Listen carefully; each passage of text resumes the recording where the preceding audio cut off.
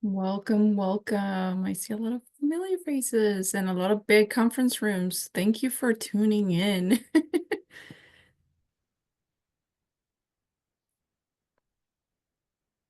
We are so excited to get started this year with this stress management workshop with Morgan. So I'm going to give it a couple more minutes um, as people are trickling in.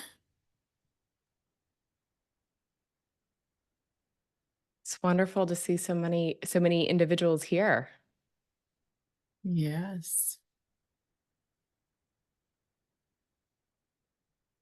And then for those of you who are looking to obtain credits, I hope that you signed up for that credit portion. It was an add-on fee of $5, very small fee because this programming again, I could not have done it without Morgan gracefully offering this amazing workshop to all of us. But do make sure to, if you need that, get communicated either with me or Julia or liaison in order to make sure that you receive your credits.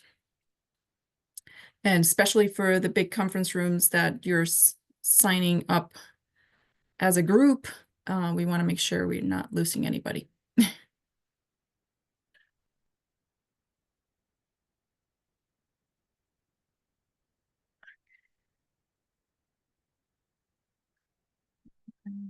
Myself real quick.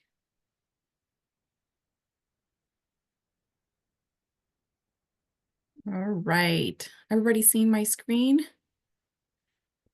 Thank you. Okay. So I wanted to welcome y'all to the Women in Architecture Austin Committee. I am Alexandra Chavez, the Women in Architecture Chair for 2025, and this is our first programming of the year, Stress Management 101 Workshop. And we couldn't do what we do without our sponsors, so I wanted to thank you them. It's Andalusia Design, Anderson Windows and Doors, Bespoke Career, Cedar, Contour Collective, Farms House Stone, Gus Bernal Film Photo and Education, Cook McIntyre Construction, Live Oak Builders, McKinney York Architects, Michael Shu Office of Architecture, Miller Imaging and Digital Solutions, Page, ProSource Wholesale, Rogers O'Brien, Seven Scout, Skelly Bill, Toner Home Performance, and Warren Carr Design Group. And our mission is to promote, validate, and illuminate the role of the women in the architectural field by fellowship, education, and outreach. And without further ado, I wanted to introduce you all to Morgan Chawa. She is an AIA career coach and founder of the Healthy Architect. As an overachiever, Morgan experienced burnout firsthand, ignite her mission to revolutionize the architecture industry. Her goal is to empower architects to design, build, and healthy relationship with their careers. Morgan programs center around four holistic pillars: mental health, emotional health, time health, and financial health. She challenged architects to rethink and unnormalize outdated mindset around these areas, encouraging them to prioritize well-being and build sustainable career practices. Through her coaching programs, architects from around the world have learned evidence-based strategies to reduce stress, negotiate higher salaries, secure maternity leaves, and achieve reduced hours. And I also encourage you all, while Morgan's in her presentation, please add your questions into the chat during the presentation so we can then address them all at the end. And she has graciously said that she could stay a couple minutes past 1 if we are still going through questions. So please don't hesitate to ask, put your questions in the chat. So I'll stop sharing, and Morgan, now the floor is yours. Thank you so much, Alexandra. Give me one momento to share my screen. Let me know if you can see it. Yes, we can. And we can. Wonderful. Mhm. And then let me get my chat box open so I can see all of these wonderful questions from you all. Perfect. I'll be monitoring that for you as well. Wonderful. Chat box ignited. Got it. Wonderful. Okay, I'm ready now. You can hear me and you can see me? Yes, we can. Wonderful. Everybody, this is a stress management 101 in architecture workshop slash masterclass. We're going to learn, among many other things, how to decrease your stress in less than 32 seconds. Okay. And you're going to learn that this workshop is much more than stress. I want to talk to you. I want to, first of all, thank you. Thank you for being here in this workshop and this masterclass. I am truly honored to be sitting in front of 30 some, 40 some women in architecture. You all are the face of architecture. You all are not only changing the world as we know it, but you're changing the industry for future generations of females and future generations of males as well. So I want to thank you for not being here for me, for not being here for the CE, the credit that you're going to get, but being here for you because you know the importance that stress has on your career.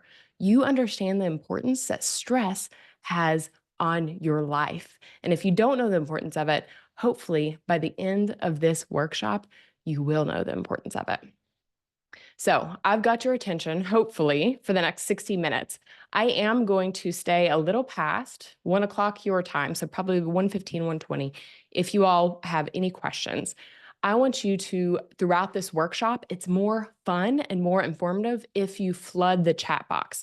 So for the next 60 minutes, I have your attention, a little bit longer than 60 minutes, okay? I am going to ask you to do one thing.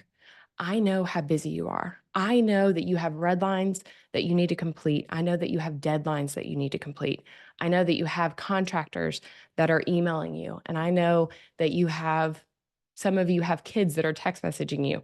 Maybe you won't silence it for your kids, but for everybody else, all I want you to do for the next 60 minutes, I'm going to silence my phone as well, and I'm going to put it face down. So I just ask that you do the same because the information in this workshop, the information in this masterclass, I promise you, has the ability to change the trajectory of your career if you allow it to.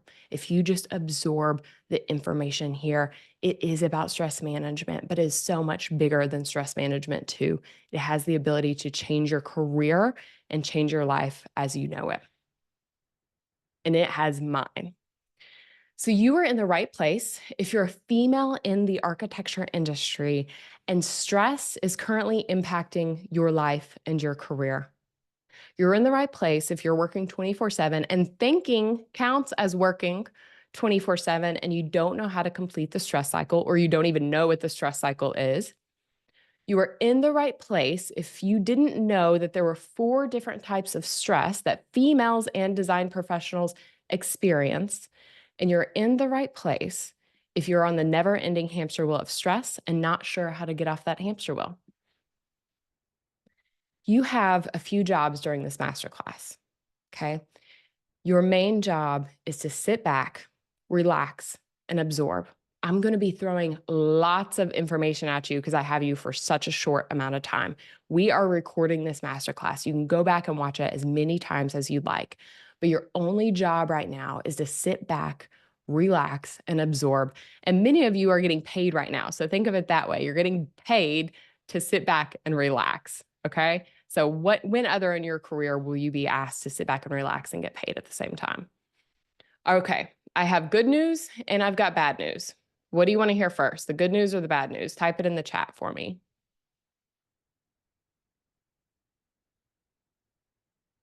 Always bad first. Great. I'm glad that you said that because that's my next slide. And I'm not sure how I would get to the good news. Bad, bad, bad. I love it. Yes.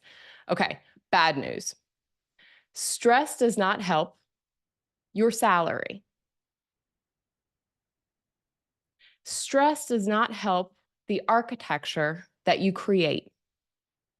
Stress absolutely doesn't help your professional development. Stress does not help the quality of your life or your career. It doesn't help your relationship with your friends doesn't help the relationship with your spouse if you have one, doesn't help the relationship with your children, and it does not help the profits of your architecture firm. That is the bad news. Stress does not help any of those. Okay?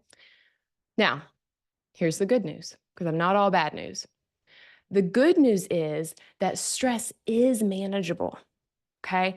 You might not agree with what I'm about to say, and that's okay if you don't agree with it, but I just want you to absorb it. I just want you to think about it for a few days or a few minutes at least. Stress is manageable, which is good news, but it's not society's responsibility to manage your stress.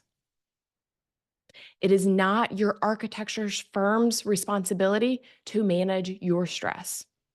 If you wait for that, it may never happen. It's not your project's responsibility to manage your stress. It's not the architecture industry's responsibility to manage your stress. It is not the principal architect's responsibility to manage your stress. Your stress, the only person that can really manage your stress and the only person responsible for managing your stress is you. That's all. Okay? It's your responsibility, nobody else's, not the architecture industry. So we can't blame the architecture industry anymore as females in the architecture industry. In case you didn't know, hi, my name is Morgan Chihuaga. I'm an evidence-based career coach, and I teach female architects all over the world. I'm proud to say all over the world now, not just the United States, but the world, how to stress less and make more, a lot more, not a little more, a lot more. I am also a mother of two beautiful little girls, Lily and Violet. I'm an overachiever, like I would say probably all of you in this room, because you are in the architecture industry. You're most likely overachievers. I'm an Ivy League graduate. I'm a former people pleaser, and I'm a 3-time burnout due to chronic stress. Okay, most people don't put that on your resume, but I put it on there. I've burned out 3 times in my architecture career. And because I have educated myself on what burnout is, what chronic stress is, I am now able to say, I'm proud to say that I will never burn out again. I will never be in a state of chronic stress again because of this, because I have the tools in my pocket. And if you absorb what I'm going to teach you today, this is the first step for you to never burn out again. Put it in the chat if you've ever burned out or if you've ever experienced chronic stress. And it's okay if you say, I don't know, but put it in the chat. Flood the chat. I want to see it. Yes, yes, yep. I love to see you putting this in the chat, not loving to hear that you burned out, but I'm actually not surprised. So during this workshop, this is what we're going to go over. Why stress management is important, specifically for females in the architecture industry. I've made this workshop just for you all. We're going to talk about stress and what the 4 different types are. We're going to talk about the physical signs of stress, how to know if you're experiencing burnout, so the difference in chronic stress and burnout. Hint, chronic stress is like a big red flag. It's the first step before burnout. We're going to talk about actionable steps to start implementing today. And then I'm going to talk about how you can work with me and end it with a Q&A. Okay. Stick with me here because I'm going to make this as entertaining and wonderful as possible. But I have been told via my other female architects that the actionable steps today is the juiciest part of the workshop. So stick with me until there and we will get there. So why is stress management uber important for females in the architecture industry? I'm going to go over 5 of 100 reasons why stress management is uber important, specifically for females in the architecture industry. As you might know, in case you guys weren't aware of this is a male-dominated industry, okay? Women make up 27% of the architecture workforce. 27. I wish it was much higher than that. And we are unrepresented in this workforce, which can lead to feelings of isolation and pressure, whether we know it or not. One of the biggest things when I work with female clients that are in the architecture industry is communication that adds stress and additional stressors on females in the architecture industry, specifically the difference in communication between our male counterparts. So females have a more collaborative way of communicating, a more expressive way of communicating. We are also better active listening skills. We have better active listening skills, whereas our counterparts are more assertive when they communicate. They're more direct. They have more problem-solving listening skills. Neither is better than the other, but because they are different, that adds stressors on females in the architecture industry because we have to figure out how to communicate differently with our counterparts. Another reason why females have additional stressors on them more than our counterparts is because sometimes women in male dominated industries are more likely to be caregivers. Okay. So women report a higher struggle for work life balance. If you put in the chat if you've been a caregiver in your life, so this could be aging parents or it could be children, either one. Right. And if you've never been, yes, yes, yes, wonderful to see. If you've never been a caregiver, then you might be in the future. And some of that, sometimes in traditional households, that sometimes falls more on the female than it does the male. Yes, yes, yes, wonderful. Does anybody relate to this picture on the right of the mom holding the little boy while on the right hand syncing her Revit file? Right. I see that all the time. For sure. Number 3, pumping at work. I always say, like, let's pause to celebrate breastfeeding or lactating mothers because you all are superheroes, period. But pumping at work. 38% of working mothers said they felt uncomfortable breastfeeding or pumping at work due to lack of privacy and supportive policies, right? 60% of mothers report feeling stressed about how to manage breastfeeding and pumping while meeting their work obligations. And on average, a lactating mother spends 17 hours per week pumping, 17 hours on top of a job that's minimum 40 hours a week. That is phenomenal, right? That's almost not doable. Okay. So pumping at work. We're going to, at the end of this presentation, you're going to see how some of my female clients have navigated pumping at work. Number 4, negotiating and advocating for their needs and their value. Most of the time, females in a male dominated field, it is more stress on them because they feel as if they have to negotiate or advocate for their needs or their value. Side note, I'm going to go back here just for a second, pumping at work. And I just need to throw this out there before I forget. 100% of the time that I've helped females in the architecture industry advocate for their pumping or lactating needs, they get what they ask for. It is merely that their male counterparts don't know what they need. So just take that piece of knowledge and put it in your back pocket. Negotiating and advocating for their needs and their value. So a poll said that 62% of women felt that they had to provide more justification for their requests compared to men. And only 2% of women said they feel very comfortable negotiating salaries compared to 41% of men. I have a million different statistics here, but that is an additional stressor on women in a male-dominated field like architecture because we feel as if we have to negotiate and we feel as if we have to advocate for our needs and our value. Stress will impact everything around you, okay? It has the ability to impact your life, your relationships, and it impacts your career growth as well. And that's really why I'm here today, is because it has the ability to impact your career growth. Who here has ever felt like the woman on the right-hand side, just stressed to the max, feel like things are coming at you 24/7? Who here has ever felt like the woman on the right? Who feels like the woman on the right today, right? Yes, more often than not, Maria, we need to get you to the woman on the left, the empowered woman on the left right now before this workshop. Andrea, stick with me, Andrea. We've got some stress management strategy at the end of this workshop. Okay. Whenever you are stressed to the max, you lack clarity on what your bigger picture is, what your master plan is. And I'm talking career, but I'm also talking personal too. Whenever you are engulfed in stress, you lack energy.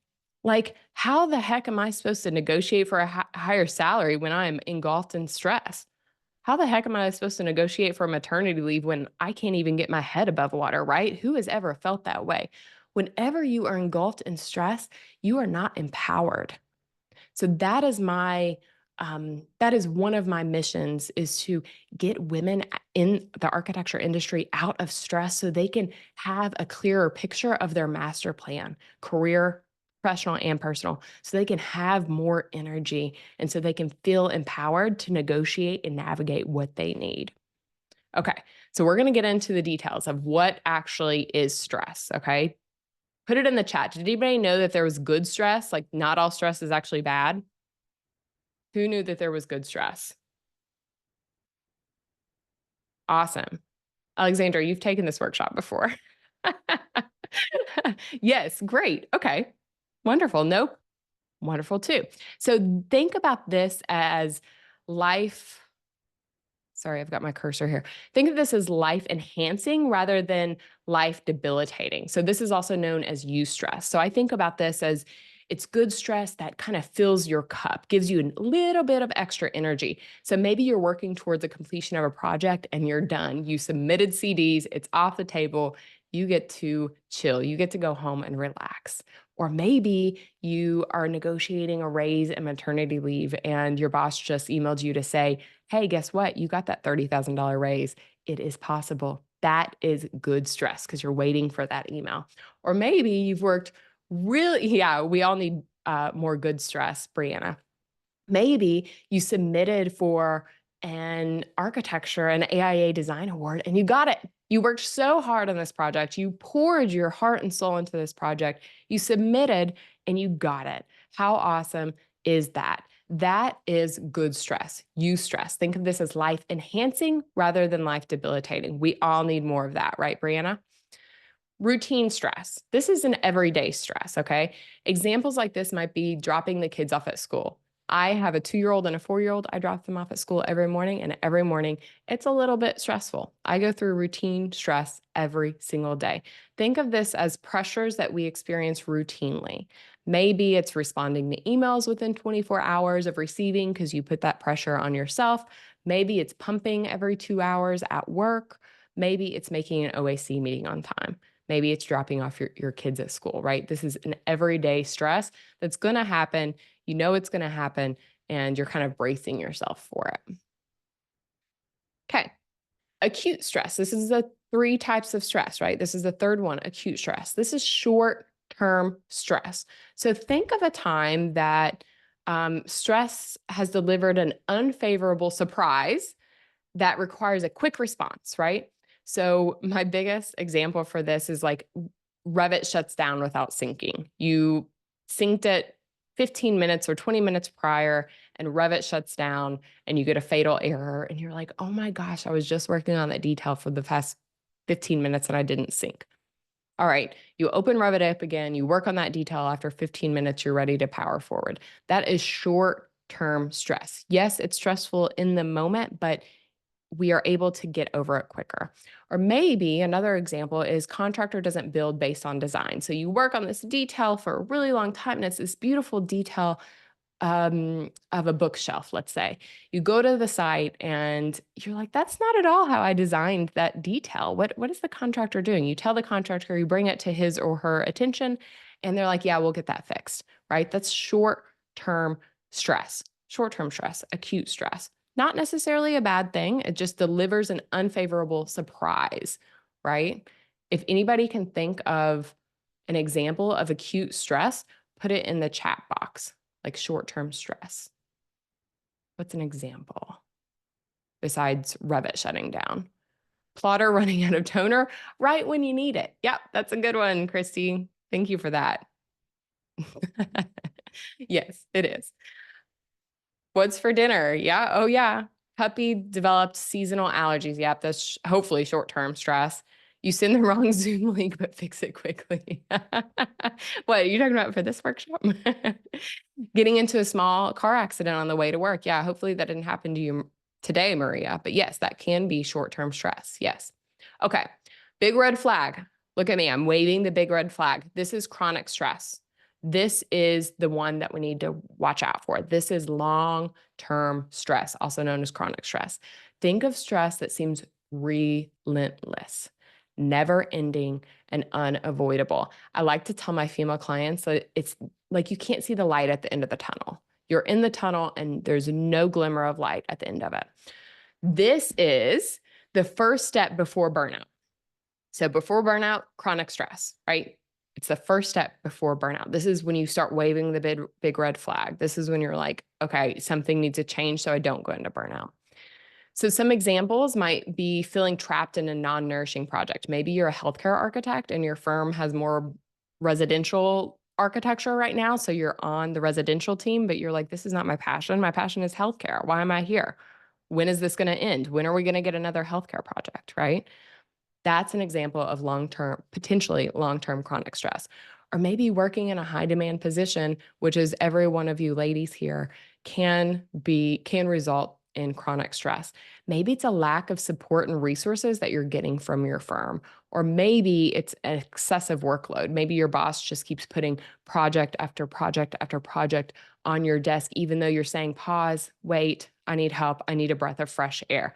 That can be long-term stress, when you do not see the light at the end of the tunnel, when you don't know when this stress is going to end. That's the red flag one. This is the one that we need to watch for as females in the architecture industry. I want you to put it in the chat. What type of stress are you most frequently experiencing? Good, acute, chronic, routine. Somebody says long-term. Andrea, we need to look out for that. Chronic. Stephanie, we need to look out for that. Good and routine, MF architecture. I like that. Routine, acute. Christy, thank you. Okay. For everybody that somebody put acute and chronic, Maria. For anybody that put chronic and long-term, know that there are ways out of it. Okay. There's ways out of that chronic stress. There are ways out of burnout. There are answers. This is not just something floating in the air. Cindy says routine. Okay. What are the physical signs of stress? So who has heard of fight or flight or freeze, also known as the biological stress response? We're going to talk about it. Wonderful. We're going to talk about it in a little bit more detail. Okay. Yes, people have heard about it. Did you know that the stress cycle has 3 different steps? First step, trigger. Second step, response. Third step, resolution. Okay, 3 different steps to complete the stress cycle. Now, bear with me here. I'm going to take you back in time a couple thousand years ago, whenever we were hunters and gatherers. So imagine, and then I promise you I'll bring it back to women in architecture. Imagine you hunting or gathering berries, okay? Hunting, I don't know, whatever you hunted back then, or gathering berries. And imagine you hear something out of the right side of your ear, and you turn around and it's a saber-toothed tiger. That is step 1. That's a trigger. Your body recognizes that there's some sort of danger in your environment. Step 2, your sympathetic nervous system responds to the threat. And we're going to talk about here in a second what that means. Maybe that means your heart starts racing a little bit. Your blood leaves your brain, which is what I call females, our moneymaker, leaves your brain, and your blood actually goes to your hands and your feet. So you can either run, fight, or flight the saber-tooth tiger. And then there's the resolution, step 3. And the resolution is literally fighting it, the saber-tooth tiger, running from it, flight, right? Or freezing and hoping that the saber-tooth tiger doesn't see you. Okay, you're like, what the heck does this do with female in architecture? Okay, fast forward to today, 2025. Wow, January 23rd, 2025. Our bodies don't know the difference between, our body does not know the difference between a saber-tooth tiger and an email, a nasty email from a contractor. Our body does not know the difference between a saber-tooth tiger and a consultant that doesn't know where the drawings are, even though you've showed them 20 times where the drawings are. Our body doesn't know the difference between a saber-tooth tiger and a colleague that is condescending to us. So those are all triggers for us. An email from a contractor that is nasty is a trigger. And our body, step 1, right? Our body goes into the response. So our body starts sweating, our heart starts beating, we start breathing more shallow, and a million other things that we're going to talk about here in a second. And what happens is we are going through life, going through trigger response, trigger response, trigger response, trigger response, and we are never closing the stress cycle. We were never resolving the stress cycle, which is step 3. Because remember, with the saber-tooth tiger, we'd either run or we would fight the saber-tooth tiger, or we would freeze. We would do something to close the stress cycle. But now in our modern age, we aren't closing it. So let's talk about that a little bit. But first, let's talk about step 2, which is your response and how the body responds to stress. So you start to perspire. Who here has been in an OAC meeting and you start to sweat? I know I have. Start to me, Ingrid says, yep, I've been there. You start to breathe more rapidly, more shallow. Your body increases blood flow and blood pressure, your pulse, and puts stress on the heart. Your blood leaves all non-critical aspects of your body and moves to your arms and to your legs, right? So you can either fight that saber-tooth tiger or you can run from it. So literally your body is pulling blood and oxygen from your brain, from your moneymaker, into your hands and your legs. Blood to your organs decreases, especially in your digestive tract. So maybe that morning you woke up and you're like, I'm going to drink a protein shake to get me going through the day. Well, your organs, your digestive tract is shutting down and it's saying, I'm not even going to digest that wonderful protein shake that you drank this morning because we have bigger things. We've got a saber-tooth tiger over here. Side note, it's not a saber-tooth tiger, it's a contractor, an email from a contractor. Your nervous system shuts down all functions not essential for dealing with that threat, the email from the contractor. Your growth hormone of your nails, your skin, your hair, your cellular development, your reproductive system starts to shut down. That's why if you're trying to reproduce, that's why your OBGYN says try to get yourself out of stressful situations, because literally all of your systems in your body shut down whenever you are not closing your stress cycle. Your immune system shuts down, so you're getting a little bit more sick because your body's saying, you know what, I'm trying to survive from that saber-tooth tiger, aka the email from the contractor. It's okay if you get the flu. It's fine. We need to survive this right now. And then this is the most interesting one for me. Blood platelets begin to become sticky and plump, clotting in advance, because your body is saying, okay, I need to make sure that when that saber-tooth tiger rips off your arm, that we are clotting your blood in advance so we do not lose so much blood. Same thing happens when the contractor emails you.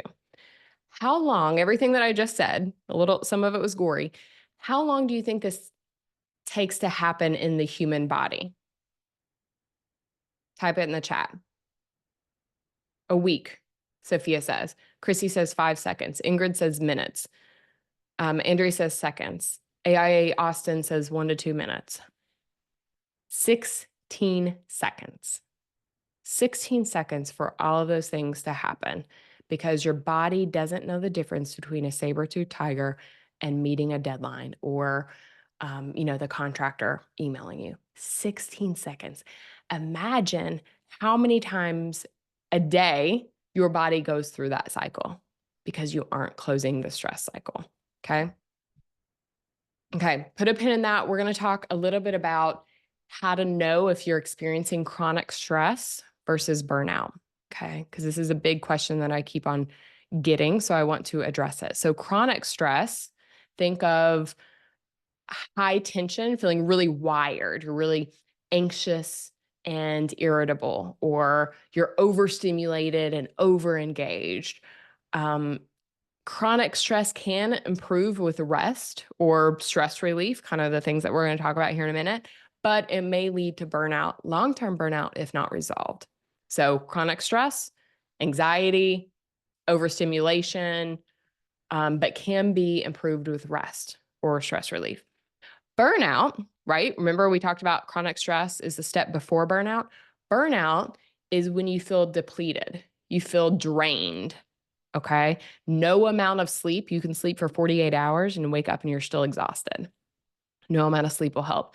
You're cynical, you have emotional numbness, you're disengaged, you're apathetic, requires deeper recovery and shifts in your everyday habits, mind shifts as well. Burnout can last anywhere, at least for me, it lasted anywhere for once it was 3 months, once it was a year. So there's not really a timeline on burnout.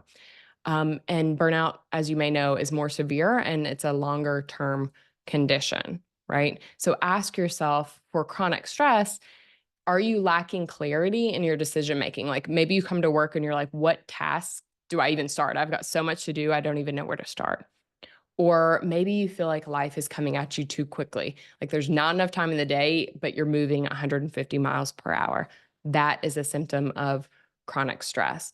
Or maybe you're experiencing agitated sleep. You have looping thoughts, or maybe who here, this is a funny one, has ever slept and dreamt in Revit.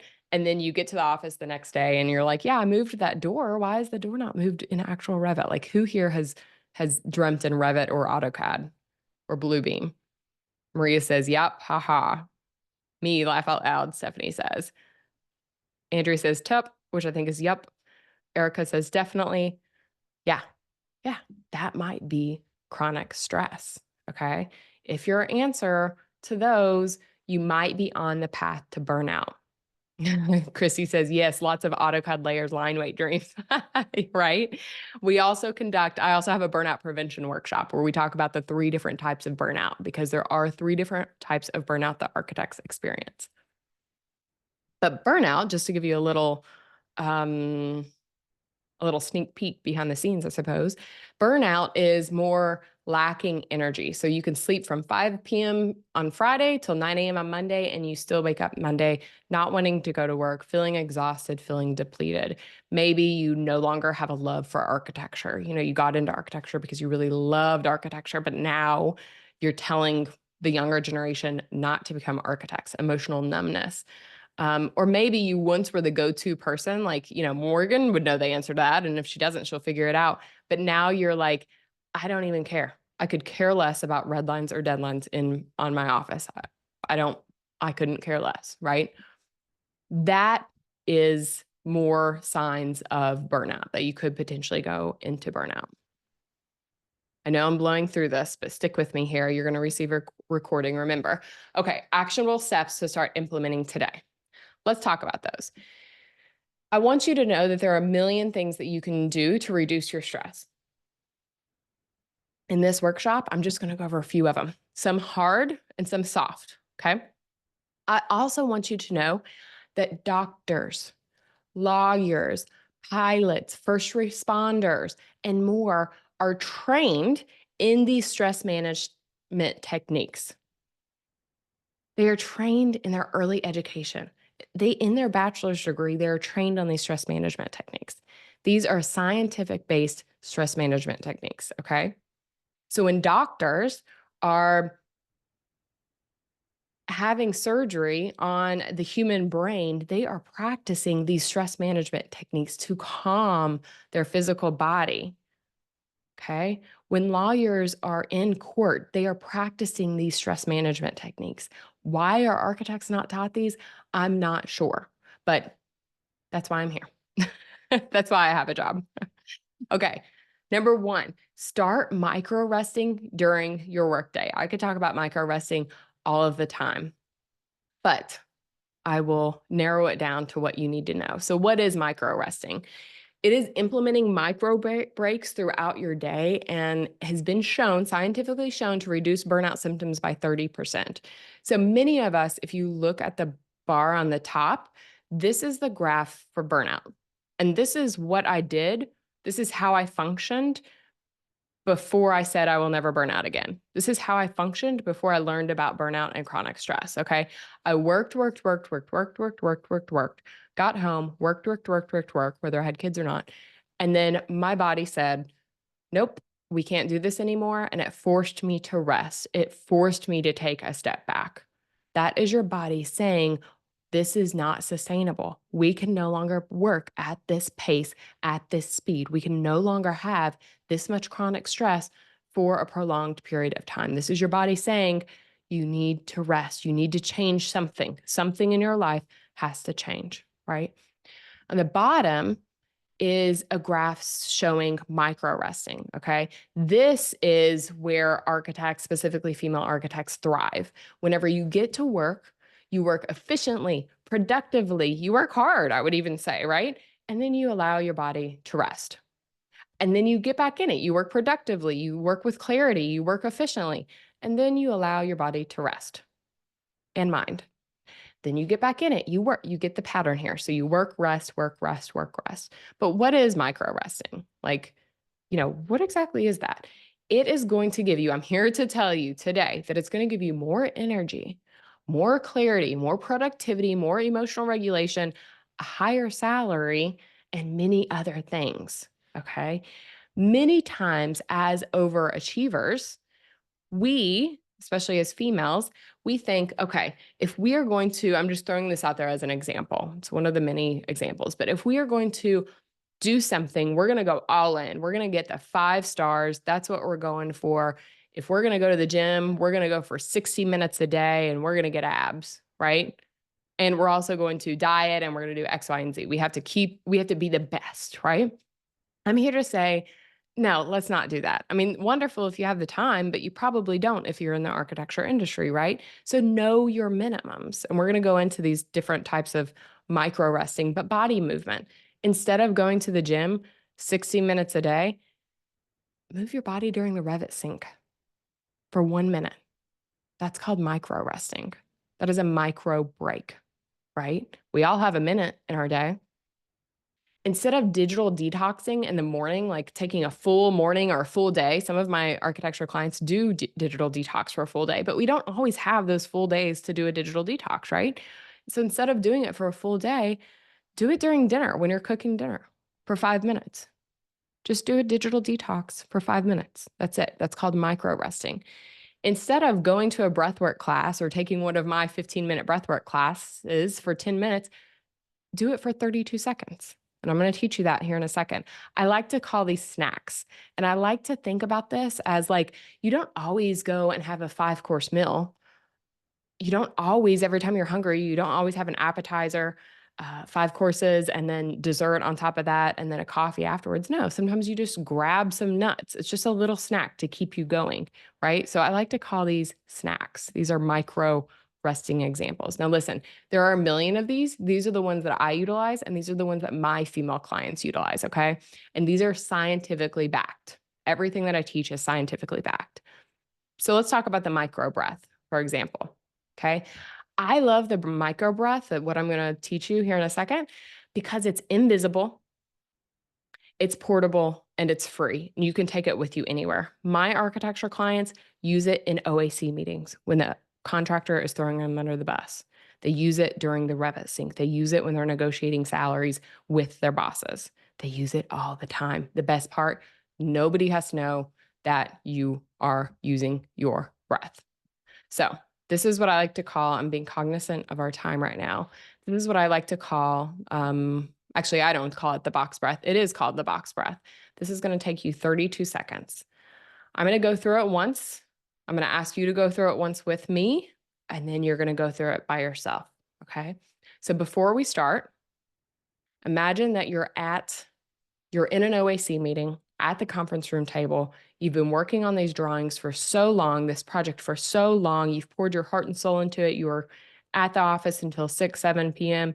And the OAC meeting's the next day, and the contractor is throwing you under the bus right in front of the owner. How stressed are you? Put it in the chat box, 0 to 10. 10 being the most stressed. Christy says 8. Miriam says 8. Crystal says 8. Yeah, that's pretty stressful, right? And pretty rude too, but neither here nor there. Okay. You're still at the conference room table. We're going to practice this. I'm going to go through it once. You're going to do it once with me and then once on your own.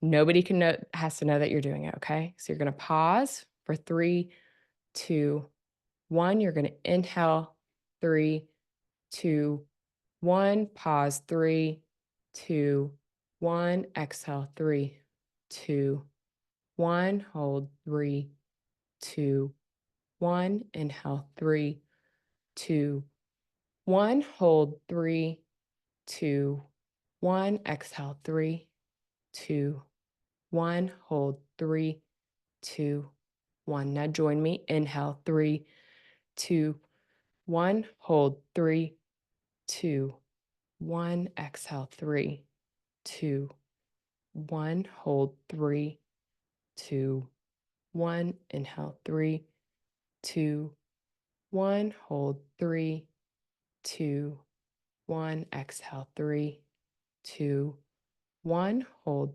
3, 2, 1. Now do it on your own.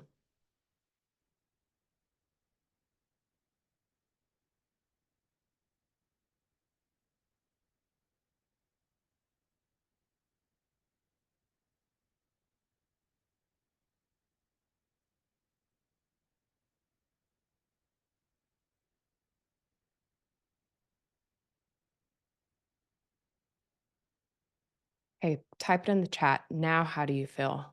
0 to 10, 0 being calm, cool, collected. Christy says 2. Brianna says 2. Crystal says 2. Wonderful. Alexandra says 2. Phenomenal. Again, your breath is portable. It's invisible. You can use it to calm down your nervous system. Other high achieving individuals use their breath to calm down their nervous system and manage their stress. Here's a tip. I typically teach my clients, the first time you practice your breath, I don't want you to actually be in a conference room with the contractor throwing you under the bus. I want you to practice it every single day. So, because it is called the box breath, every time I like to tell my clients, my female clients, to use a visual trigger when they're starting a new habit. So I like to say when you walk into your office, you see the door frame, which is more or less a box, and that is your visual trigger to practice that box breath. You can just do it one time around. Just practice it once. After 6 to 8 weeks, your body is going to start subconsciously going through that box breath every time you see your door frame walking into your office, and you no longer have to think about it. Okay? Being cognizant of time. So I'm going to speed up just a little bit. Micro rest example number 2, micro movement. I talk about this all the time. What makes a healthy building? Okay. I have to relate it back to architecture because I don't think you're going to listen to me if I don't. But what makes a healthy building? Movement, right? We're constantly moving air from outside to inside, back to outside. That makes a healthy building, right? We're constantly moving water from the peaks of our roof all the way down to the foundation and pushing it beyond. We're moving water throughout our buildings. We are moving electricity from the transformers on the pole to the inside of our buildings. We're moving people through our buildings. Healthy buildings move, right? Yes. So we need to move as well. Micro movements, right? That's an example of micro resting, which will reduce your stress.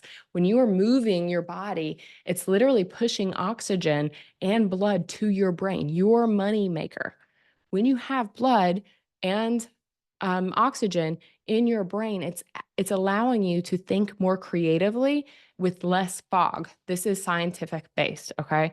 So I promote micro movements. You don't have to go to the gym for an hour. But you can if you want, but if not, I've coined something called the Revit Sink and Stretch, okay? I hope you do this, and I hope you think of me and message me, DM me every time you do the Revit Sink and Stretch, okay? It takes a minute, that's all. And your visual trigger is Revit. So imagine yourself, I want you to all do this with me right now. Easy peasy, less than 1 minute. But imagine Revit pops up, you're syncing it. Now we're just going to do 3 head rolls to the left. Do it with me here. 1. Alexandra has done this with me before. 2, 3, and then 3 to the right. 1, 2. This is called the Revit Sink and Stretch. You can obviously stretch any part of your body, but the point is to move. Move your body. That is going to help you better manage your stress, whether it's a walk, whether it's a Revit Sink and Stretch, whatever it is. I actually have a client that every time she plots, we've got her doing calf raises, just up and down. Every time she plots a sheet, she does a calf raise, or I think she did 10 calf raises. That's what it was. 10 calf raises, and then Jenny. Jenny says, I'm going to see what my team thinks of a save and squat. I love that. That's hilarious. Please tag me if you do that, or let me know if you do. But I do have a female client that every time she goes to the plotter, she plots, she does 10 calf raises, 1 walk around the office, gets her plotted sheet, goes back to her desk and does that again, right? It's movement. For the sake of time, I'm going to go a little bit faster. Yeah, Maria says, when I was in the office, I would do squats in the bathroom. Yes, wonderful. Chrissy says, we have a group at work who walk together to get ice. Yes, I love it. I love it. That's wonderful. Progressive muscle relaxation. I'm going to skip this one, but please, if you don't know what it is, Google it. You can do it during an OAC meeting. You can do it at your desk. It's a wonderful way to get stress out of your muscles. It's called PMR, progressive muscle relaxation. Okay. Micro S example number 4, digital detox. Like I said before, you can do, I have a Healthy Architect Facebook group where we do digital detoxes on Sundays. But if you can't do it on Sunday, or if you're feeling overwhelmed, you can do it in micro bites. Okay. So for instance, I've made a habit that instead of coming in after work from a stressful day of work and coming into my house and putting on Frank Sinatra and, answering my cell phone and putting on music right before my kids come in and it's utter chaos, I have started doing a digital detox when I make dinner. So I have no technology during when I'm actually cooking dinner, which is probably 10 minutes. One of my clients spends time in silence on her drive from work to home, right? So she's coming from a very stressful day as an architect. And then she was walking into a very chaotic home of children and, mommy me, mommy this, fix me this, get me that. But instead, what we did, we decided that on her drive home, she would have a drive in silence instead of putting in her ear pods or AirPods and, turning up the music or listening to her favorite podcast. She's not doing that anymore. She is driving home in silence. Sometimes she'll roll down the window and then she sits in her garage for 3 minutes. 3 minutes she sits in her garage in silence with nothing digital around her. When she steps into her home, she is now centered and ready to take on that chaos. She has more energy to take that on. Okay. And then last but not least, building micro boundaries. Okay. Architects. Architects. We love boundaries, right? We love boundaries as architects. They're seen as such a good thing. We use them in everything. Think about zoning. We have boundaries between residential and industrial. That's a good thing. We don't want to mix those two, right? We have boundaries between property lines because we want to make sure that we don't have, there's build lines, so we don't have our neighbors coming over onto our property. In apartment complexes, we have boundaries as our demising walls, right? So we have separation between my apartment unit and my neighbor's apartment unit. Boundaries are good. Well, guess what? They're good in architecture. They're also good in our lives as too. I have a whole masterclass on building boundaries, but I will say that the biggest, that female architects don't always build boundaries the way they should, and they don't communicate boundaries. How many of you have, known that you're drowning, like literally physically drowning, and somebody put something on your desk and you just like, I call it my Thanksgiving smile. You just smile and say, yeah, I'll take that on. I can do that. Right? Absolutely. But really inside you're drowning. You're like, I cannot take on one more thing. So Maria says, yep. Yeah, boundaries are good, Maria. Brianna says, yes, boundaries are good. We hold those boundaries. I practice the no but method, and we'll talk about that later. But here are some approaches or some professional and healthy boundaries that you can set. So if your boss puts something on your plate or somebody puts something on your plate, you can say, at this moment, my plate is at full capacity. I'd be happy to look at my schedule to project out a date when I am able to take on additional work. Easier said than done, but when you are empowered and you have been able to manage your stress, it is easier to set those boundaries. Or maybe your entire team is working past 5 p.m. and you just can't. You could say, I have other obligations at 5 p.m., but am able to prioritize the task when I'm back in the office at 9 a.m. on Tuesday morning. This is being clear, concise, problem solving, telling them when you will be back to take on this problem, but setting boundaries. Big picture here, setting boundaries is good, and setting boundaries will help manage your stress. Okay. So when you are able to properly, and ladies, I just went over 5 examples, right? There are a million ways to manage your stress. This was just 5. But when you are able to manage your stress, everything else falls into place. Okay. You are able to advocate for your needs. You are able to be the best mother, the best architect, the best spouse, and the best human you can be. And it all starts with your stress. That's the first thing that you need to do. So now it's your turn. Okay, you have two options now. We've come to the fork in the road. You've got two options. Option one, you can think in your head, wow, Morgan, that was really phenomenal. I loved her. Thank you for coming and talking to us about stress management. And then you can go on about your day and do the things that you always do, how you always do them. And you can continue to stress and continue to lead a life and career of chronic stress and potentially burnout in the future. That's option one. Or option two is you can actually start implementing the things we talked about today, and you can prolong your career. You can increase your salary if that's something that's important to you. You can better manage your time because you're setting those boundaries. And most importantly, you can enjoy your life. I really hope that you decide to pick the second choice, the second option. And I hope you decide that after this masterclass, after this workshop, you're actually going to make the decision to decrease and manage your stress. Okay. So that's the end of the workshop. I'm going to show you some testimonials from some of my female architecture clients because they are phenomenal. And I'm very excited to show you these. And then we'll go into Q&A. So this is one of my female architecture clients. Okay. Her name is Brittany. She allowed me to use this picture. She's a licensed architect, and we were able to, by working one-on-one with me, I'm very proud of her, we were able to decrease her stress, and we were able to increase her salary by 38%. After this masterclass, I want you to go take your salary and increase it by 38% and see what that would do for you. Not only was she able to increase her salary by 38%, but she said, Morgan, that's not enough. I want to negotiate a 32-hour work week. So guess what we did? We negotiated a 32-hour work week. Here's a link to the podcast if you want to hear Brittany tell her own story, but I'm so proud of her. That's what you can get, and that's what you can have if you want it when you are able to manage your stress. You can think with clarity and actually negotiate these things. This happened last year. Again, there's a QR code if you want to listen to the podcast. This is one of my one-on-one clients. We'll call her Dee. She's a project manager. She is not licensed, but we were able, and I only say that because I want you to know that you don't have to be licensed to do these things.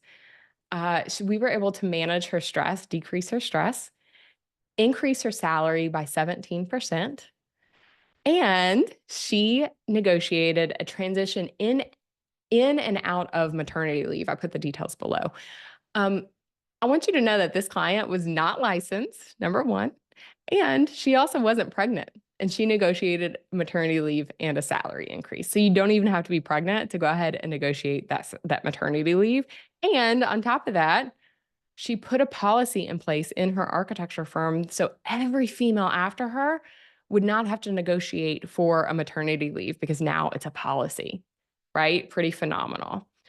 This is what happens when you can manage your stress. You can increase your salary if that's something that's important to you. I forgot to say that Brittany, the reason why she negotiated a 32-hour work week is so on Fridays she could take her two-year-old son to the zoo. So now on Fridays she texts me and she's always like, I'm at the zoo or I'm at the grocery store, or me and my son are spending time on the floor sipping coffee on Friday morning. And that has not only impacted her life, but it's impacting her son's as well. Here's Dee's, if you look at the QR code on the right-hand side of my screen, that's a link to her podcast as well. Here are ways that you can work with me. I have two different primary ways that you can work with me. Number one, the Foundation. It's a group coaching program for females in the architecture industry. We meet once a month, and we do not complain about the struggles that we have in the architecture industry. We problem solve and creatively problem solve. All of my female one-on-one clients are in this group coaching program. So you will be in a group coaching program of females that have negotiated higher salaries and reduced hours and maternity leaves and so much more. You also get with the Foundation links to all of my master classes and a private Facebook group. Or if you'd like one-on-one coaching to get you to negotiate a higher salary, reduced hours, manage your stress, design and build healthy boundaries, I also have one-on-one coaching, which is phenomenal as well. Always feel free to reach me at my email below, morgan@thehealthyarchitect.org. You can go to my website as well. And then I think here's my last slide. And there's a QR code to my LinkedIn. And I'm going to open it up. Yeah, I'm going to open it up. Thank you, Alexander, for that. I'm going to open it up to questions. It is 2:00 on the dot. Oh my gosh. Well, 2:00 my time, 1:00 your time. I made it just in time. So I'm going to open it up to any questions that you have.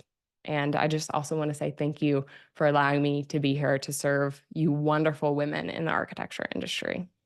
No, thank you, Morgan. It's been amazing. And also, we have a couple male audiences too. And I wanted to also encourage them that not only Morgan works with women, she also works with men. Yes, that is true. Yes, I do. Christy says, I have to go box breath before a 2 p.m. meeting. Yes, use it, Christy. Wonderful. Yeah, please don't be shy. And then I want to start with a question about for like the sole proprietarian owners. How do you help them to either get their own salary increase? How does that work? Because I know it's Yeah. different when you're in a like in a a business atmosphere more than when you are your sole proprietarian. And how can you improve that stress and salary for your own self? Yeah, you're asking me, right? Yes. So I do have I do have clients that are sole practitioners.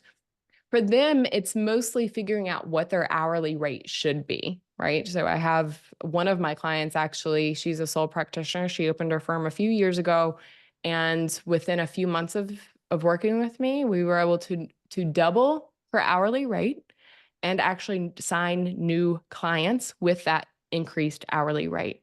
We have also, I've worked with her behind the scenes to figure out how she was getting so much work, how to hire another individual that could help her make more money, but also allow her to go on vacation with her daughter and still have her firm making money while she was on vacation. That one specifically that I'm thinking of, I'm not going to give out her name, but I've helped her learn how to better manage her time, because as a sole practitioner, you can work 24/7, but how to set those boundaries and how to call in those clients that are going to, pay that higher hourly rate.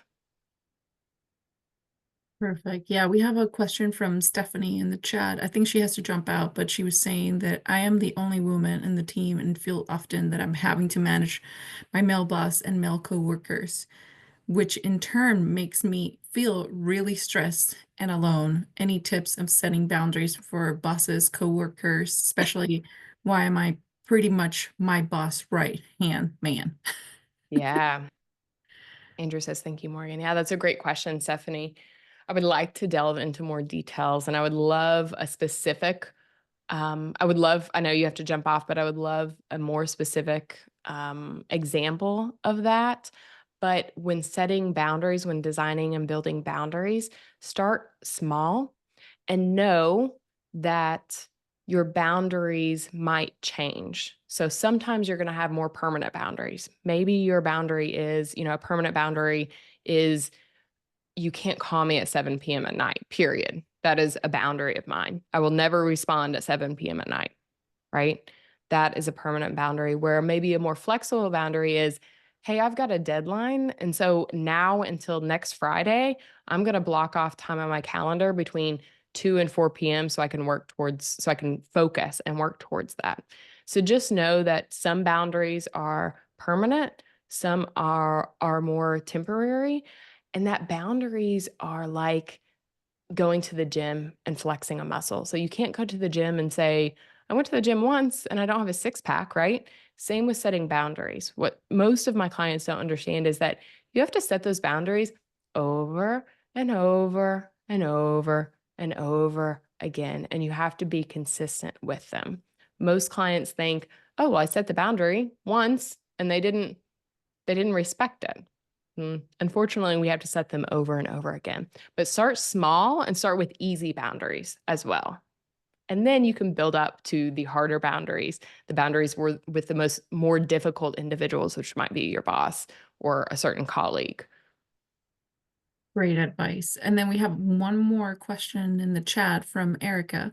She says, if we are in a leadership position in a firm, how can you encourage other employees to advocate for themselves? Is it a lead by example, or are there ways to encourage? Yeah, wonderful, Erica. Thank you for asking this question. This is wonderful. I always lead by example. That is my number one way to encourage others to advocate for themselves. I advocate for myself, so others will see that as well. But another way to do that, I would say, is to create safe spaces for individuals to advocate for themselves. Now, that might be different per employee. Maybe one employee feels safer in a one-to-one conversation, where another employee maybe likes group settings. So I would say allowing them different types of safe spaces and asking them questions that will allow them to know that you care about advocacy and you care about their needs and their wants. So just really talking about it more. Great advice. Anybody else? Please feel free to unmute yourself as well. Again, we have Morgan's time right now, and I am also thankful for those of you who have stayed over past the hour. And we're gonna get this is being recorded, and we're gonna upload it, and hopefully the people that didn't get to listen to their answers can tune in and listen to their answer or reach out to Morgan.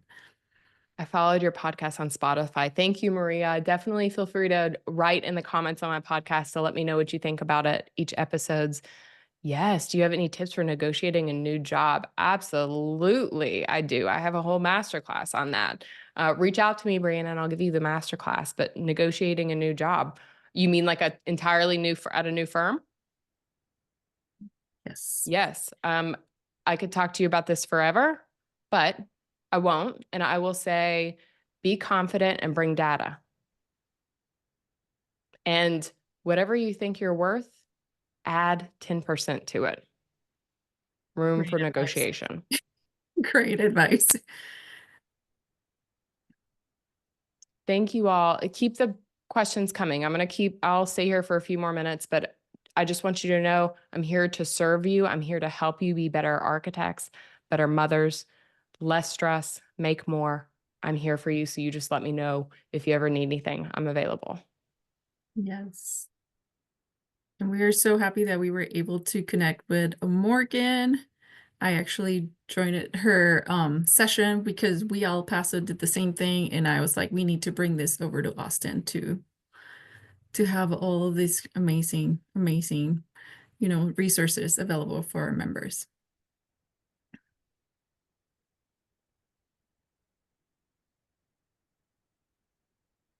Thank you all for coming.